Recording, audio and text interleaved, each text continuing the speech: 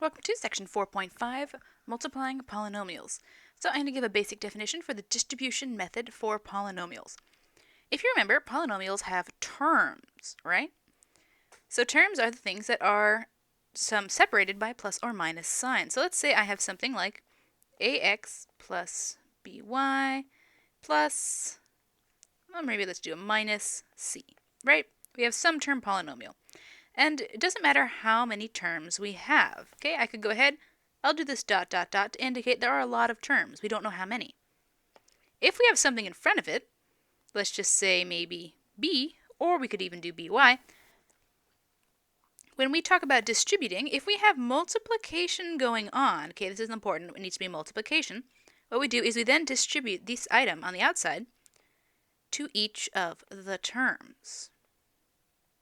And so on, however many times are needed for each term gets an item.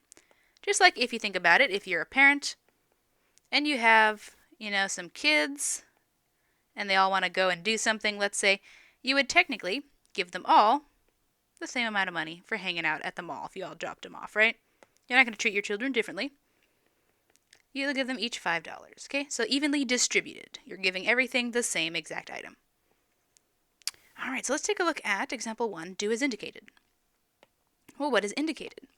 We have this 3 being multiplied to something inside of a parentheses. So the question is, how many times should I distribute that 3? Well, how many terms are inside the parentheses? We only have one term, so we'll just distribute it once. So that'll be 3 times 4xy squared. And then the only thing that we can actually multiply the 3 to is the 4. So we'll get 12xy squared. Let's take a look at the next one. Ooh, inside the parentheses now, instead of what this one before was called a monomial, so it was one term, we now have a binomial. There are 2 terms. We have that 8x squared, and then we have the negative 4y. So when we distribute what's outside of the parentheses that's being multiplied, we have to distribute it twice, once to the 8x squared and once to the negative 4y. So we'll go ahead and write it out. And I use a plus sign here. Negative 2x, negative 4y. And that will give me, well, we have the negative 2 times the x, times the 8, so that'll be negative 16. And then we have the x times the x squared. Well, if you recall, using rules of exponents, that's going to be x to the 3rd power. Keep the base and add the exponents. And then we have plus, and let's see. Negative 2 times negative 4, that'll be 8. And then x times y. No like terms on that, so it's just x, y. All right, once again done there. So now let's take a look at the last one. How many terms are in this? We have 1, 2, 3. It's 3, so it's a trinomial, which means we need to distribute that 3 1, 2, 3 times. So we'll get 3 times x plus that 3 times the negative xy plus the 3 times the 5y. Multiplying that, we get 3x minus 3xy, and then plus, we have that 3 times the 5, so 15y. All right, there we go. So however many times you need to distribute, you distribute that many times, depending on the number of terms you have. Now let's take a look at something called FOIL. So if you'll notice, for the ones above, the item I was distributing had only one term. They were all single terms. It was 3 and negative 2x. That doesn't always happen. Sometimes we have something that has more than one term. So if we had something, let's say for example, x plus y times, let's say another x plus y. So these are called binomials because they each have 2 terms. What do we do for this? It's a little different than what we did previously. Well, one way to do it, and there are multiple ways, but one of the main, most famous ways for doing this is called FOIL. And that stands for each of the steps. So F stands for first. Let me go ahead and write this on the top. So first for F. What does that mean? Well, we're going to multiply the first 2 terms together first. So I'll go ahead and underline that in blue. So this is going to equal x times x. And then plus. Now what do we do? We're going to do the O, which stands for outside. So which ones are the outside terms? Well, that's going to be this x here, it's on the outside, right, and this y here. So that'll be x times y. Plus, now, what comes next in FOIL? I. So that'll be I for inside. So we'll look at the inside two, and that'll be these two. They're on the inside. Multiplying those two together, we'll get x times y. Plus, and what's the next one? It's L. L for last. So that'll be these two here, the y and the other y. Okay, and then you would go ahead and simplify as needed. So that would be x squared plus xy plus xy plus y squared, which actually also simplifies to x squared plus 2y. Sorry, 2xy plus y squared. Okay, so but that is the general method for when you have two binomials being multiplied together. FOIL is the easiest way to remember to not accidentally skip distributing a certain term. So let's go ahead and apply that here. Okay, so we have x plus 2 times 3x minus 5. So these are both binomials. They have two terms each, 1, 2, 3, 4. So let's go ahead and multiply. So f first, that's going to be x times 3x plus FOIL, so FO outside, x times negative 5 inside, these two here, 2 times 3x, and last, 2 times the negative 5. And be careful, you need to remember to use that negative with the 5. Alright, so let's go ahead and write this down. We have 3x squared, remember we have those two x's, plus, well, actually that'll be a negative 5x plus 6x minus 10. And can we simplify? Are there any like terms? Yes, these two are like terms. Let's go ahead and simplify that. So that'll be 3x squared plus x minus 10. Not too bad. So let's go ahead and apply this method for FOIL in a slightly more complicated problem. So notice here we have a monomial being times to a binomial and another binomial. So there are two binomials. Now there are different ways to approach this problem. What I'm going to do is I'm going to first multiply out the binomials and then multiply in the monomial. So I'll drop down the 2x. I'll open up my parentheses because we're still going to be multiplying. And then I'll go ahead and multiply out the two binomials. So let's do FOIL. So first, we have x times 4x. Actually, let me change the color so it's still color coding for a bit. As we go along, I won't be color coding it, but for now, since it's being introduced, I'll color code it.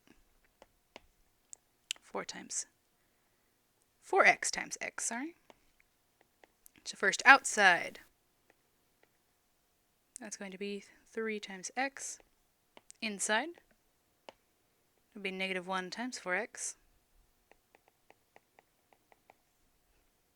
Plus, and last, negative 1 times 3.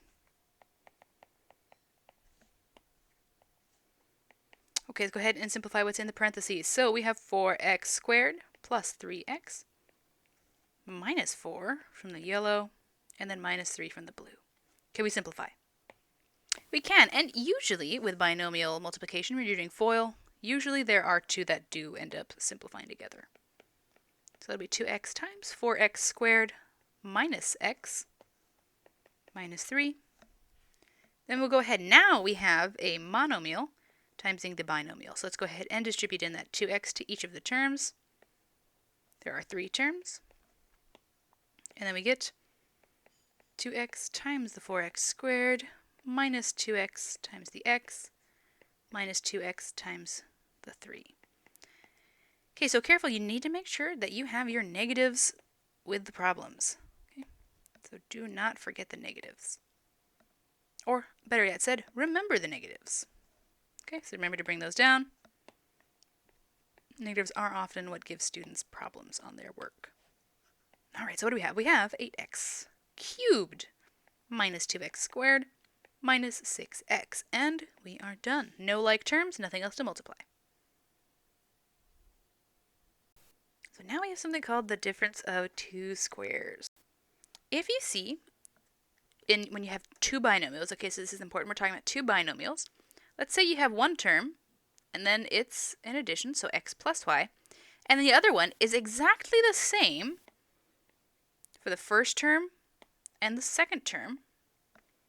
Okay, so exactly the same number or value, but the only difference is the signs. Okay, so the only difference we're talking about here is the sign.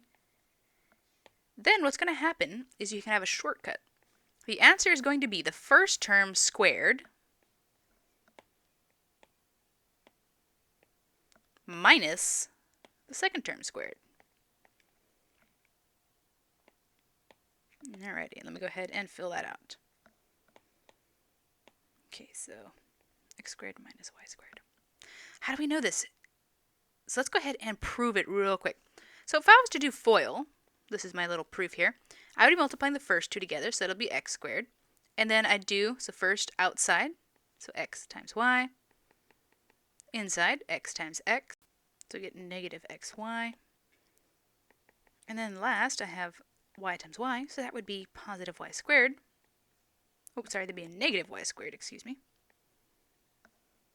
And then when I go ahead and I simplify, you'll notice that the inside terms, they're going to cancel because one's a positive version and the other one is a negative version. These two cancel out, and we're only left with the x squared minus the y squared. Okay, so if you have, and these guys are called conjugates, if you have conjugates, so they have the exact same first term and exact same last term, but the only difference is the signs, if you have conjugates, then what you have is the difference of two squares. Just square the first term, subtract, square the last term. So let's go ahead and try that on this problem. So do as indicated. Well, are these two conjugates? They are. We have y and a y. Then we have a 5 and a 5. The only difference is the plus and the minus. So let's go ahead. Let's ignore the fact. Let's pretend that we hadn't noticed they were conjugates. And let's see if, when we do FOIL, the inside terms actually do cancel out. So doing FOIL, the first terms tied together, that'll be y squared. And then, so we have first to outside, 5y. Inside, negative 5 times y. And last, negative 5 times 5, so that'll be negative 25. That'll be y squared. Ooh, and the 5y values cancel out. The middle terms did cancel out. Minus 25. Now, is that the same as if we had followed the formula for difference of squares? Let's see. Well, the formula for difference of squares is to take the first term and square it. So what was my first term? My first term was y. Well, if I square y, yeah, I get y squared, so that checks out. And then it was to take the last term and square it. Well, that's 5. If I square 5, what do I get? 25. Oh, okay, so the method does work. So instead of having to do this inside step here, if I'd noticed they were conjugates before, I could have just gone directly to that other step. So it's a nice shortcut. Now let's take a look at B. Okay, so looking at these two binomials we have being multiplied to a monomial, what do we notice? Ooh, they are conjugates. So instead of doing the whole FOIL thing, I can just go ahead and do the difference of squares. So let's go ahead. I'm going to bring down that 4x. We're not multiplying it yet. Let's focus on the two binomials. Their difference of squares, so we'll take the first term and square it. So that'll be 2x squared. Minus, and I'll take the last term and square it. So 3 squared. And what do I get? I have 4x times 4x squared minus 9. That was pretty quick. Last thing to do is we're going to multiply in that binomial, the monomial into the binomial. So we'll go ahead, multiply that in only 2 times. And we have, so 4x times the 4x squared minus 4x times that 9. We get 16x cubed minus, let's see, that's going to be 36x. And there we go. All right, now let's take a look at the last bit, multiplying functions. All right. So when we're multiplying functions, once again, we're going to be looking at two different functions. Let's say we have f of x and g of x. If we have f times g of x, so if you see this notation, it's read f times g of x. What this is going to be is you'll take f of x, and then you'll multiply it to g of x. kind of straightforward there. Okay, so for part A, we have f times g of x, which means, as we've noticed before, f of x times g of x. Well, what is f of x? We're given that f of x is x squared minus 3, and g of x is 6x plus 1. So f of x, I'll go ahead and plug that in, x squared minus 3, g of x, 6x plus 1. Once again, we just plugged them into the equation. Or not the equation, sorry, we plugged them into our expression that we're simplifying. So now what do we have here? We have two binomials. All right, let's go ahead and use FOIL to multiply these out. So first we have the x squared times the 6x. So that'll be, let's see, that'll be 6x cubed. Then outside we have x squared times 1, so that'll just be x squared. First outside, inside, negative 3 times 6x, so that'll be negative 18x. And then last we have negative 3 times 1, so that'll be negative 3. Can we combine any like terms? Well, we have x cubed, x squared, x, and no x, so no, these are all not like terms, and that is it. Let's take a look at the next one, b. So f times g of negative 1. So this time we actually have a value given instead of just x. So rewriting this is f of negative 1 times g of negative 1. Alright, so f of negative 1, that means wherever we see negative, or wherever we see x for f, we're going to replace that with negative 1. And the same thing with g, wherever we see x, we'll replace it with negative 1. So we have our x squared minus 3, we'll replace that with negative 1, times, in my g value, we have 6 times x plus 1. We replaced the x with negative 1. Simplifying, we get negative 1 squared, so that's 1 minus 3, times negative 6 plus 1. We can keep simplifying. And we have negative 2 times negative 5, which is positive 10. Once again, you'll notice, if we're just using the generic variable x, we'll end up with a polynomial of some kind at the end. And then if we're actually inputting some value, we'll end up with an actual number value. Alright, that is it for this section. If you have any questions, please stop by my office hour, and we can go over any of the questions you have in the lecture video or the homework.